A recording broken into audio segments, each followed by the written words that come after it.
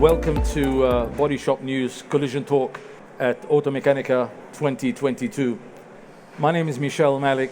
I publish magazines called BodyShop News around the world. I've been in this industry for about 35 to 40 years, and I love cars. If we're going to maintain profitability and stability in this crisis, what's the most important thing we do, therefore tackle anything else? I think it is a global issue, is everybody has a shortage of labour. Everybody wants more staff that are not available. And I think that's the same in Australia, in the US and in Europe.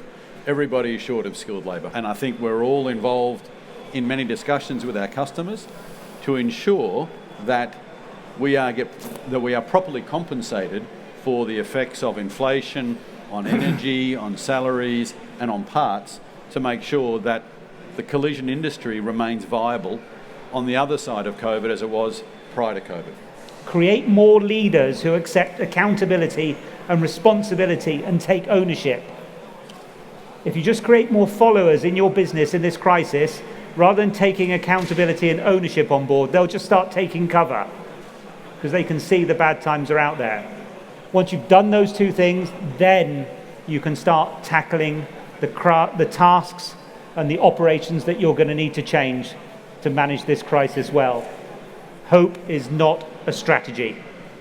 Globally speaking, even if each company is specific, I think that for the future, BodyShop need to grow. Future will be more complicated for the small structure. We need to be very specialized for any new technology and so on. We need to be able to maintain.